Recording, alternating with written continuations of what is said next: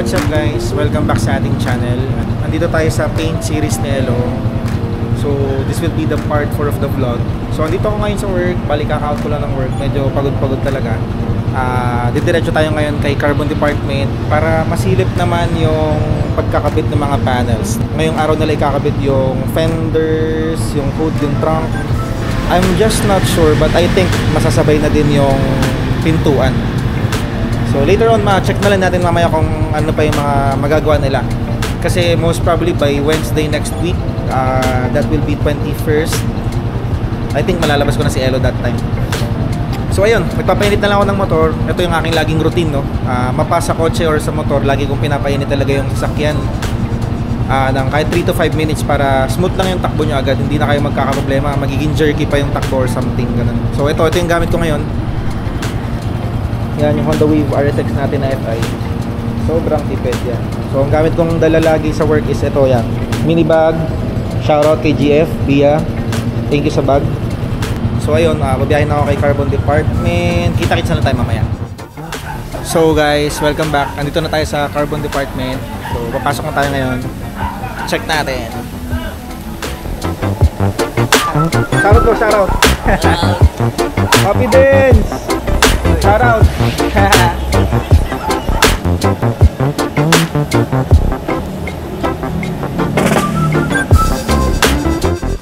Sakto pala yung dating ko, Papi, no?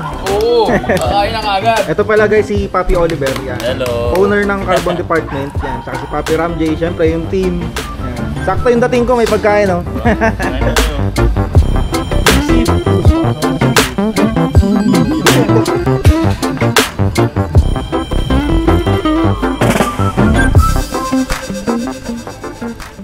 So what's up guys? So yun, nagkaroon lang kami ng konting salo-salo ni Papi Oliver tsaka ni Papi Ram. Syempre kasama na rin sila Papi Dennis, si Kuya Buddy, tsaka si Kuya Mata, no? So ayun, andito ako sa may paint room ng Carbon Department. At ay nako, masasabi ko sa inyo na nakakagulat, no? Sobrang impressed ako, sobra. As in, kumbaga sa limit nung inyong expectation. Masasagad siya pag nandito kayo sa Carbon Department kasi yung quality of paint talagang na-meet nila yung aking expectation, no? Sobrang grabe kasi iba talaga. Iba yung aking ine-expect. Akala ko nung una simpleng shop pero hindi. Tsaka yung relationship towards this shop iba na yung dating. Yung nabuo kong samahan dun sa mga tao, sa owners, ibang klase, no? So kung kahit ibang tao, kahit hindi ako, kahit ibang tao kayong magpapagawa sa Carbon Department, I'm very sure na iba yung relationship na mabubuo nyo dun sa shop, no? Napakasaya magiging journey, especially dun sa mga nagpa-project car. Hindi lang sa project car, kahit dun sa mga may brand new cars na medyo nagkaroon ng problem sa paint. I think this is the most suggestible shop na pwede nyong puntahan dito sa North. Bukod sa affordable naman yung kanilang price, syempre you get what you paid for, diba? So dito maganda yung quality, guys. Ngayon, papakita ko sa inyo yung konting clips ng mga pininturahan nila dito sa paint shop. Syempre paglabas pa nito, ibabuff pa nila yan, papakintabin pa nila, kaya mas gaganda siya. Tsaka yung mga i-request nyong paggawa, i-repair, talagang kaya naman nilang gawin lahat eh. Ito guys, yan. Syempre, maraming salamat kay Papi Edwin, yung gumawa ng ating electronic power steering.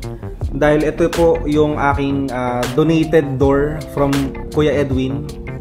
Grabe, ang ganda na nito. Tignan nyo naman. Grabe. Hindi ko ina-expect na ganito kaganda. Grabe guys. Isipin nyo pag sinalpak pa to sa kotse, kasi lilihain pa nila yan eh. Hindi ko lang alam yung sukat ng pangliha, pero lilihain pa nila to para kuminis.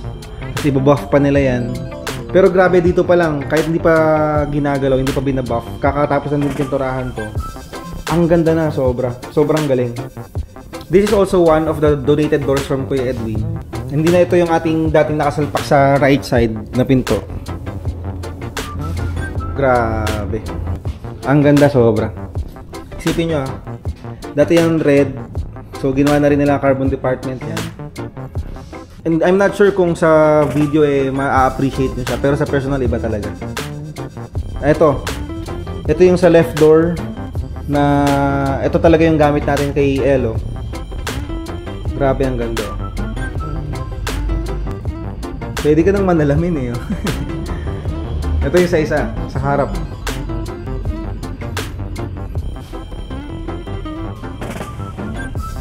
Grabe, solid.